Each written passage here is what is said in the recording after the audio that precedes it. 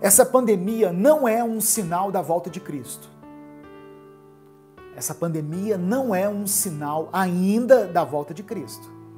Tem pessoas que estão associando essa crise com os textos de Mateus 24, de Lucas 21. Só que quando a Bíblia fala de pestes, epidemias, ela usa esses elementos como uma forma de Deus manifestar o seu juízo contra os ímpios, contra aqueles que se opõem a Ele. Um exemplo disso, as pragas do Egito. Faraó se opunha à vontade de Deus. E aí veio as pragas sobre Faraó e sobre o povo do Egito. Israel foi atingido? Não, não foi.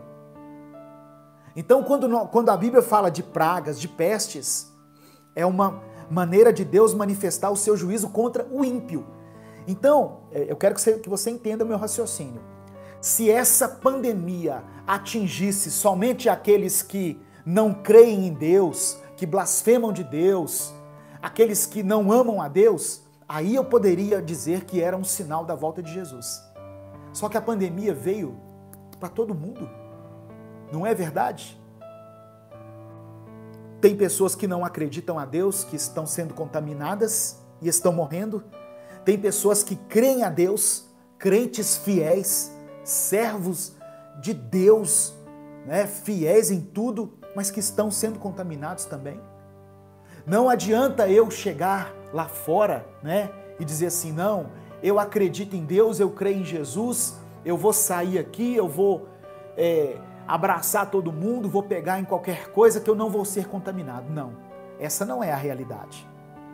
Todos nós que servimos a Deus ou não, estamos sendo atingidos por essa crise e pelas mudanças que ela está nos impondo.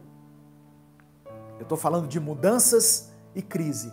Tempo de crises e tempo de mudanças. Enquanto que para a maioria de nós, a mudança ou uma mudança significa introduzir algo novo, uma nova realidade, muitas vezes para Deus, a mudança significa voltar ao original. Olha só, Deus não muda a sua essência, os princípios dele são imutáveis, mas a maneira dele agir vai ser segundo a sua vontade. Tem um texto que eu separei aqui, Eclesiastes capítulo 8, verso 6. Eclesiastes capítulo 8, versículo 6, que diz assim, olha, porque para todo propósito há um tempo certo e um modo certo de agir. Para todo propósito existe um tempo certo e um modo certo de agir. Essa passagem, ela me fala de 3 realidades espirituais: propósito, tempo e modo. O propósito é o alvo, é o objetivo, a direção do que Deus faz. Efésios 1, ou melhor, Efésios 1, versículo 11, diz assim, ó, segundo o propósito daquele que faz todas as coisas conforme o conselho da sua vontade. Propósito, então, é a vontade de Deus. E Romanos 8, 28 diz assim, todas as coisas cooperam para o bem daqueles que amam a Deus, daqueles que são chamados segundo o seu propósito. Propósito, então, é a vontade de Deus. É aquilo que Deus estabeleceu. Eu falei que fala de 3 coisas. Propósito, fala de tempo. O segundo elemento aqui, nessa passagem, é o tempo. Então, muitas vezes Deus tem um propósito, mas Ele não realiza de forma imediata, mas no tempo dEle. No mesmo livro de Eclesiastes, capítulo 3, verso 1, uma passagem que você conhece, diz assim, olha, tudo tem o seu tempo determinado e há tempo para todo propósito debaixo do céu. Então, assim como há um tempo para todo propósito humano, Deus também age dentro dessa dimensão para desenvolver o seu propósito aqui na Terra. A verdadeira vitória que nós podemos experimentar está quando nós expressamos a nossa fé no meio das provações e nas tribulações. Quando nós temos fé em tempos favoráveis, nós somos vitoriosos, amém.